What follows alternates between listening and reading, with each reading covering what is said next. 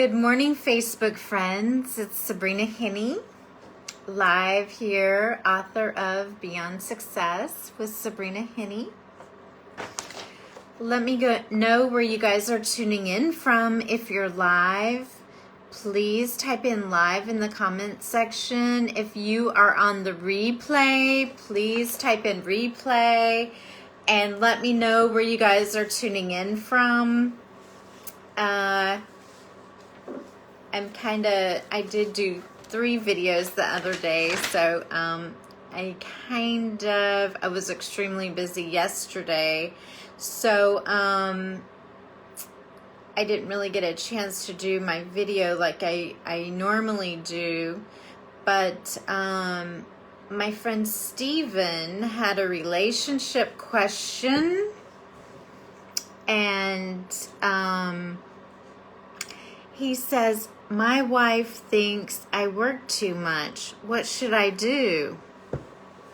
Well, I wanted to bring this up because on my last survey, what was our biggest regrets in life? Most of the men regretted a lot of their relationship issues. So that's why I thought I would do a relationship video today on how to better our relationships. So again, Stephen's question was, my wife thinks I work too much. What should I do?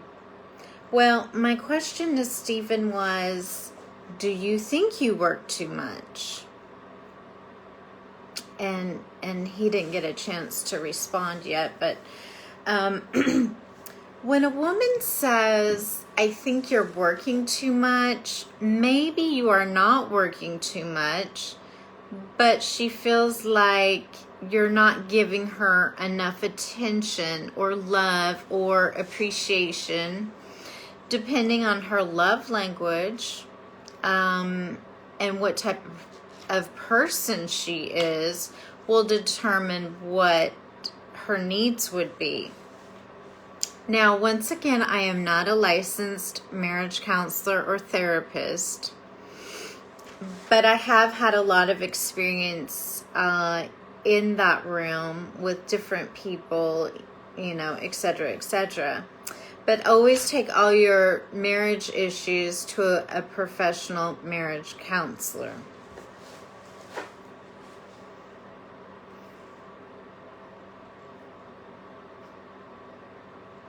Anyway, so I feel what your wife was wanting is she wanted to feel more time with you, like she was a number one priority and not whatever your career aspects were demanding of you for that particular day or week or whatever. Now, I asked Stephen, are you building a business or are you at a job? Sometimes if we're at a job, we don't have a lot of flexibility on time restraints. Sometimes we have to do what we have to do at a job to keep the job. So if he's working a lot of hours, but I can tell you this, it's not about the hours. It's about how she feels about the relationship and how he is not making her feel loved or a priority. So, because you could be in a long distance relationship and never see the person and still have all your needs met, really. Okay, so anyway, so maybe he does work a lot, and this is his wife. So what I told him is, if you're building a business, why don't you just spend a little more time with your wife and kind of put the business on hold? And the reason why I say this is because 9 out of 10 businesses will fail. Okay. And if she gets fed up with feeling this way about him,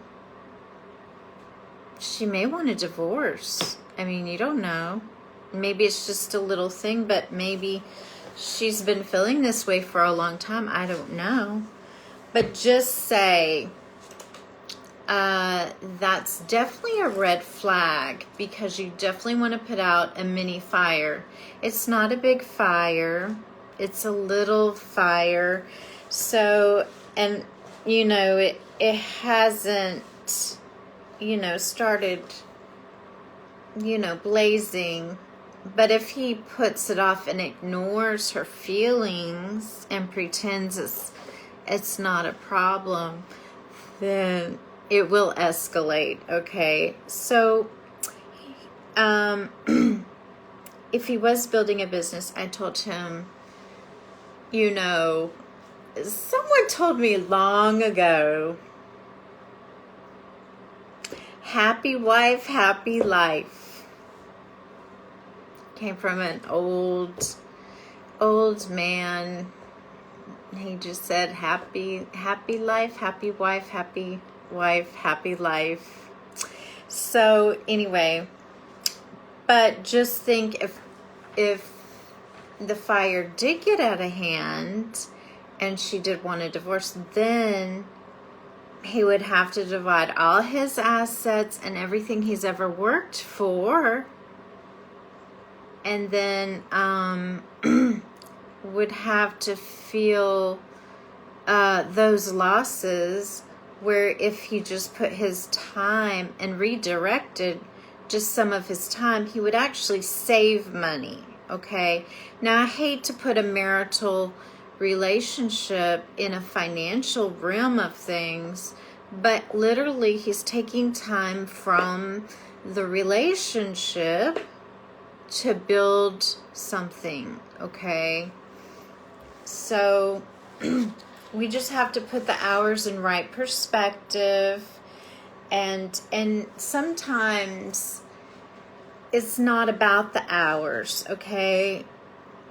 Maybe she just doesn't feel that connection right now. So maybe if he wrote her a nice note in the mornings before work, oh, I miss you today, I can't wait to see you at lunch. Everyone takes lunch, okay? He could squeeze some nice time in there for her, even though he doesn't realize it. He can do that. So, one thing is, I see it quite a bit, but it's like, I wouldn't post your marital problems on social media. I know sometimes you want to, and I've done that before, and because you're just like, oh, you just have to get it out and see what other, you know, to see the support there. But I don't really recommend this, okay? You want to take all your marital problems to a licensed marriage counselor. Don't talk to your family or friends about it, unless if it's your very best friend, okay? Your very best friend can handle, you know, those little things about you. But I'm saying you definitely want to take your marital problems to a licensed marriage counselor. Okay, and make sure this person has been married for a while and has a successful marriage, because you don't want information or someone telling you, oh no, you don't need to do this, and then there's gossip in the family, that sort of thing. I mean, you know, it's just better that way. It keeps everything more directed and more secure and more strong in your relationship. Now, once again, I'm not a licensed marriage counselor or even a counselor. I just, you know, I've kind of dealt with people and and I understand sometimes why they are having certain issues. So let's talk about marriage a little bit and kind of what it is. Hey Terry, how's it going? I think sometimes women, girls, when, you know, the Cinderella story, Walt Disney, that sort of thing.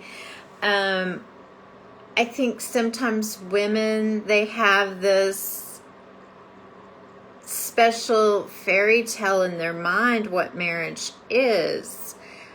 You know, they know exactly what kind of dress, wedding dress they want to have, their wedding.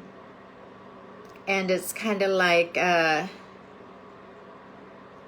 trying to think of it. Is it The Little Mermaid? Ariel, the little redhead mermaid.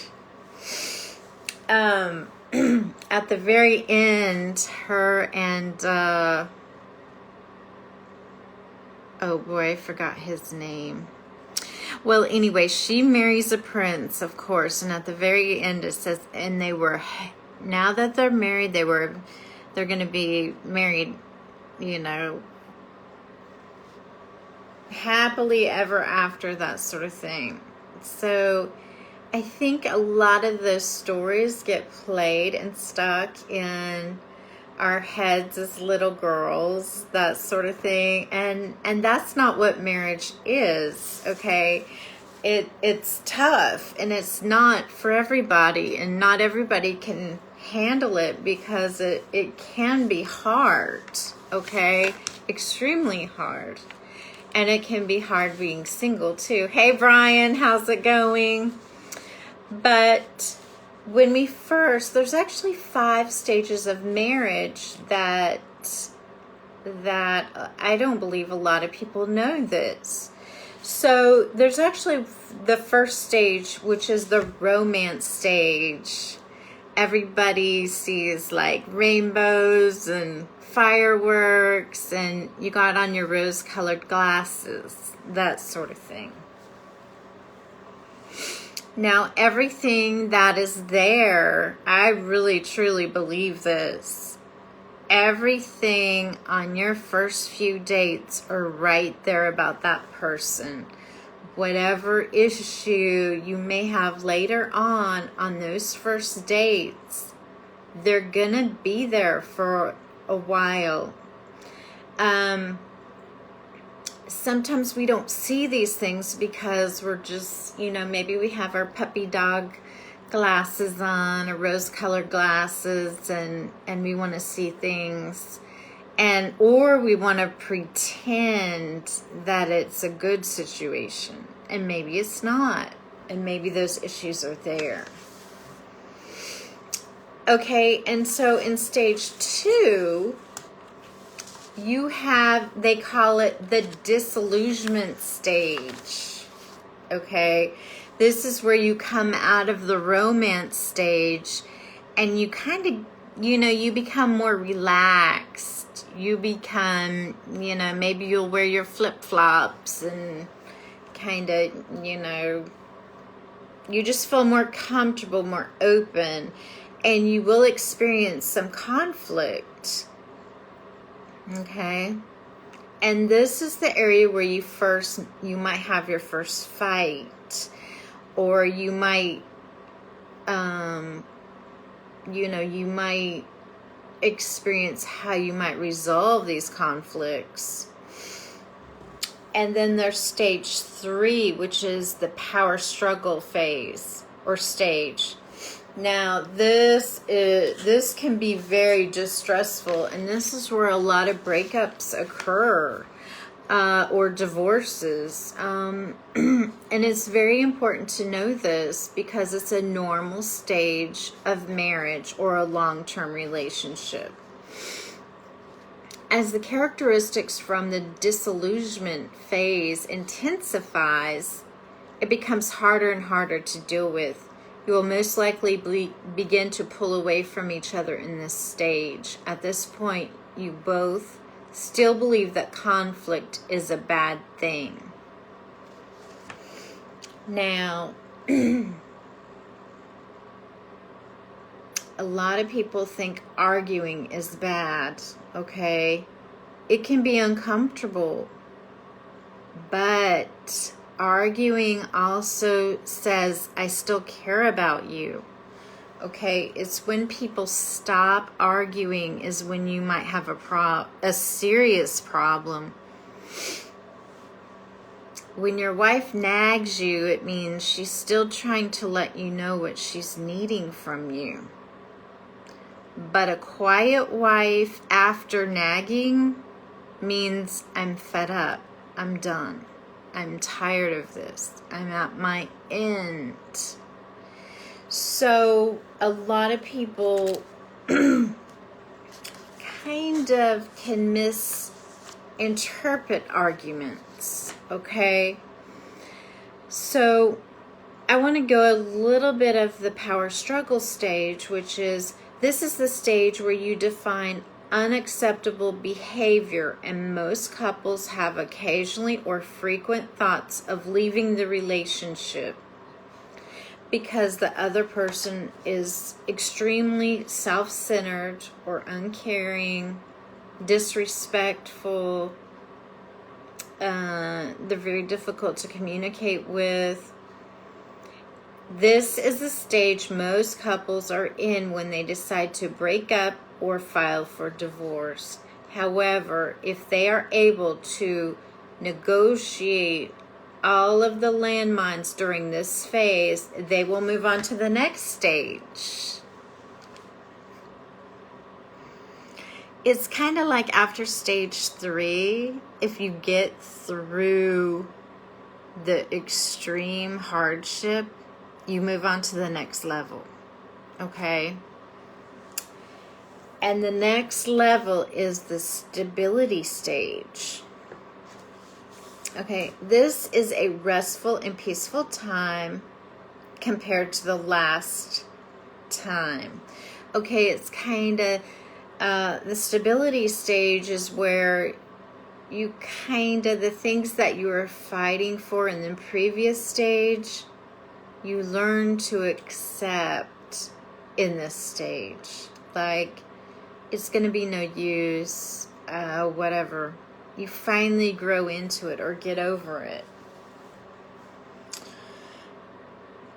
But some people feel a sense of loss in this stage, and they learn to accept their partner for who they truly are.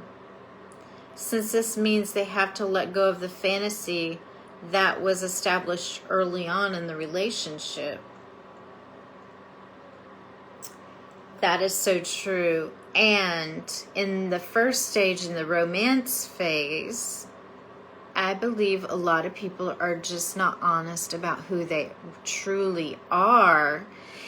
And then they find out in stage 3 who they truly are, and they weren't honest in the romance phase to begin with. So if it's great to actually be honest on your first dates. Don't try to put on a front. If you smoke, let them know you smoke. Because if they find out in the 3rd stage and they don't like a smoker, they're going to be extremely upset. And so you don't want to waste all that valuable time on someone that they kind of think that you aren't to begin with. So it's great to be our authentic selves on our dates. That way we can truly find the person that is a good match for us, okay? So moving from stage 4 to the stability stage, okay, we've kind of discussed that. That's when we reestablish our own outside interest in friendships. Maybe we realized after stage 3 that this person is not actually, I need to implement new things in my life. Like new hobbies or new adventures, and that can be a little dangerous too, because then it says there is some danger that you may drift too far apart from or become bored with your partner in this phase. Yep. Overall, this is the stage when you finally begin to feel comfortable and happy and with your deepening relationship.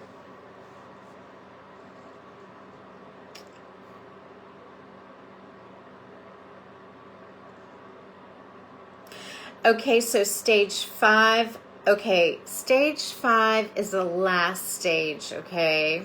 And I know some people have 7 stages. I'm just going over 5 today, okay? And stage 5 is the commitment stage. This stage is also known as the acceptance phase, transformation stage, or they call it the real love phase. And fewer than 5% of couples can actually make it to this phase. According to the Relationship Institute, you are no longer with your partner because you need them. You're with them because you actually chose them, which means the new level of resentment you felt in the struggle phase has decreased. It has not disappeared.